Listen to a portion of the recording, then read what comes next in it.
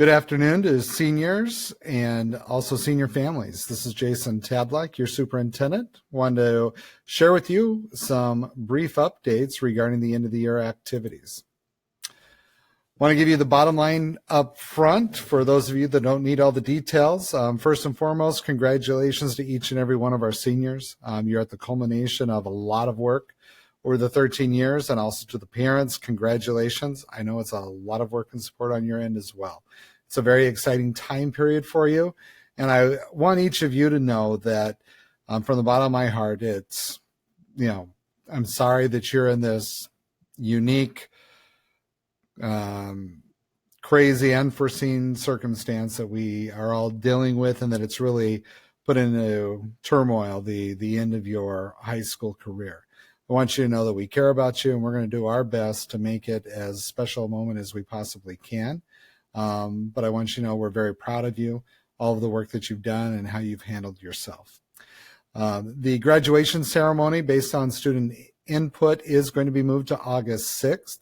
A planning committee will be put together and begin working on July 6th with a goal or a directive to finalize a plan by July 23rd for the August 6th ceremony.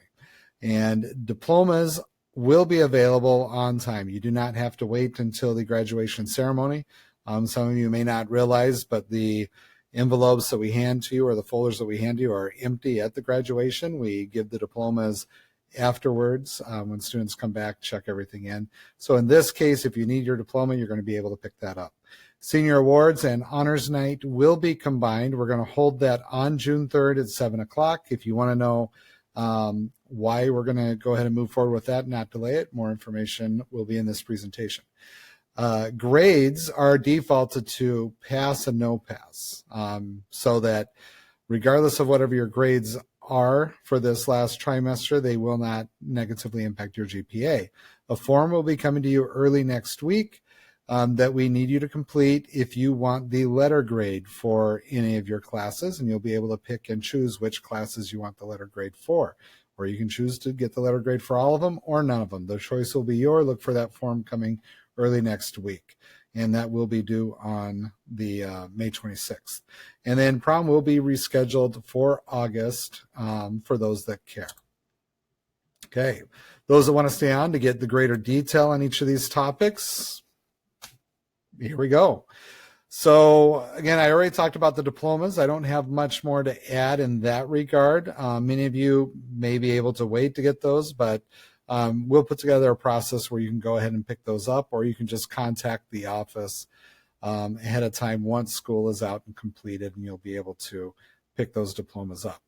Some of you may wonder, well, why can't we just hold a regular graduation? And perhaps that information hasn't been clear enough from our end, or the news, whatever that is. But we are under a directive that schools are to be closed through June 30th, including all school activities.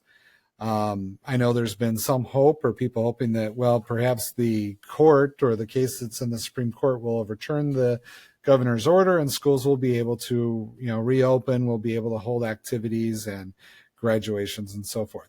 I can tell you that I have 2 to 3 meetings a week with superintendent state leadership, DPI, people who are in contact with Department of Health Services and the governor's office. And I can tell you that there is no indication from either side of the political aisle that schools will be open in any way, shape, or form before the end of the school year. The one hope that we had is that we'll get to, and I hope we get to Badger Phase 1 of the Badger Bounce Back Plan, which would allow us to have groups or meetings of 10 or less. As you can imagine, you can't really hold a formal graduation ceremony with groups of 10 or less. They're projecting the Phase 1, what they've shared with superintendents, is that may not happen till the end of May, even the end of June. I'm a little more optimistic. I do think it may be the end of May, but I hope we're in Phase 1 by the end of May. Then there's a bunch of checks that you have to get to Phase 2 of the Badger Bounce Back Plan, which is 50 people or less in meetings. On either of those phases, they have indicated that they will give us more guidance as to what we can or cannot do as schools. But all the information we have is that we are not going to be in a situation where we can have large mass gatherings or a school activity where we can have a large mass gathering anytime soon. So we put together 3 different scenarios that we wanted to share with students based off of that information we had. The first one was to do a virtual only. To be frank, when the administrative team, we looked at the different virtual options, what that would look like. That wasn't our favorite plan. We didn't particularly like that. Didn't feel like it would be, very well received from our students and or our families.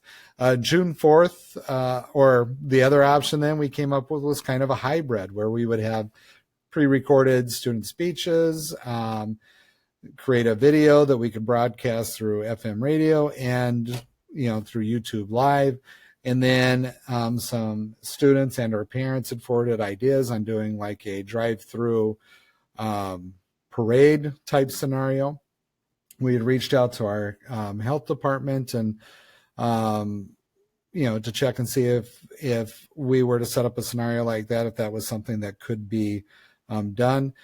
People, I can't give enough credit to our Walworth County Health Department. They're very flexible, and, they felt that if we were to submit a plan, that's something that they could look at and approve. But again, we felt that first and foremost, this is important for the students to have a decision in.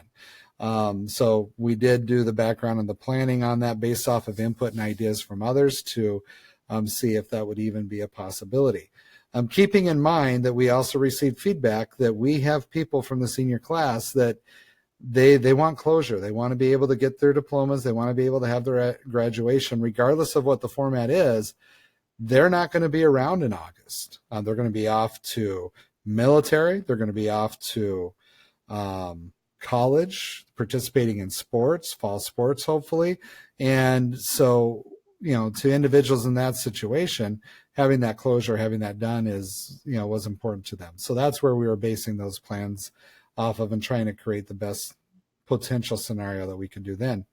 And then we looked at the other option is, well, perhaps we delay and see what the circumstances are later in July and have more information. Maybe we can get towards having a more formal type ceremony or traditional ceremony. So we put those options out to students because we felt that their input was, at the top. Not that we minimize the input from parents. We get it. This is just as much a graduation, a culminating experience for you, but we wanted to make sure that the students had their voice represented. So this chart here is the overwhelming voice that was shared by the students. About 64% of them indicated we want to wait until August. And that's because we know the overwhelming majority of the students are hoping for a traditional graduation type experience. So we are going to go ahead and move forward with postponing graduation to August. We're going to set up a committee, as I spoke to in the earlier, and we'll have a cross-section of people who can help develop plans in coordination with whatever restrictions we are under at that time or projected to be under at that time. So it doesn't do us any good to start working on those plans now because we don't know where we're going to be with the restrictions. So we're going to wait until July to develop that. That'll buy us some time. So all we know is that we have a date in August that graduation is going to be set. So I'd go ahead and put that on your calendar. Again, that date is August 6th. For those of you that are going to be out and about and in the military or off at college already or some other, working on an oil platform, who knows where you're going to be, we will set up and create an option for you to join us virtually. That'll be one of my directives to that committee, that you've got to have a way to accommodate kids that are not able to come back at that time. So that's the big why regarding that. I have to, just being honest, do I hope that we can have a traditional ceremony come in August? Absolutely. But I want to be transparent. All the information I am receiving is that it is very unlikely that come August we'll be able to have a large mass gathering. Okay. In regards to senior awards and honors night, we considered, do we delay that as well? And we really began to, we feel like we want to give some recognition and closure to the students, and it's not necessarily a bad thing to space that out. Also, when it comes to the honors night, that's when seniors are awarded scholarships and so forth. And from a logistical standpoint, we need to get that information to them so they can plan accordingly and have the information they need as they get ready to go to college. So we are going to keep that on June 3rd. We're going to combine the honors and the awards night. We're going to hold it at 7 o'clock. It will be a YouTube live event, and we'll do our best to make it as special as we can. We'll make sure that the students are recognized, that we'll have your pictures shared as the awards are given, but we'd invite each and every one of you to block that off on your calendar, and please find a way to be able to gather around a computer or a TV so that you can watch that on YouTube live. And obviously you don't have to watch it live. We will have that archived as well, but please mark that date and time. And then grades really quick. Seniors are in a little bit different situation than the freshmen, sophomores, and juniors in that we need to know what you want to do with your grades before the end of the school year so that we can calculate your GPA.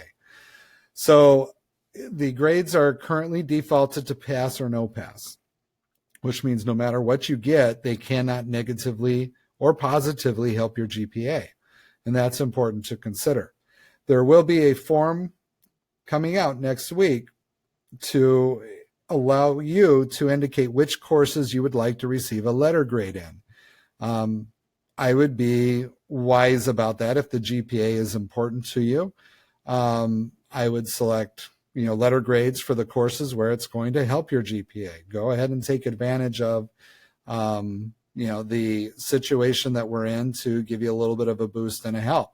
If you have a class where the letter grade may hurt your GPA, you may want to consider just leaving it as the pass or the no pass. Please keep in mind that if there's credits that you need to earn for graduation, you still have to at least get to that level that's going to be a pass. And I know you all can do it. That's just a D- and you get a pass. So stick with it, finish it out strong so that you get that pass and you get the credits earned. These forms will be due May 26th so that we have time to process those and calculate the final GPAs that will help roll into that honors night ceremony. And I know some of you don't care about prom, that it was junior prom, that just indicates the prom court. But I also know there's some of you that do care about prom. That's an event that the juniors and seniors are both invited to. And we have kept working with the Grand Geneva, bumping that date back. We will bump it back to August based off of the input. 67% of you said, yeah, I'd like to go ahead and try to run it in July or August.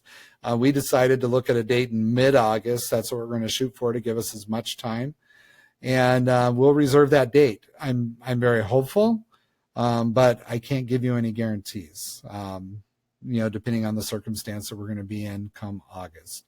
What I will say as this message gets passed on to the juniors, if we can't hold that in August, then we still will look at doing something to accommodate the others down the road. That's all I have for the information update for the end of the year ceremonies and awards. I really want to make sure that you got those calendar dates down. If you have any questions, feel free to contact me at any time. You got my email and my cell phone number.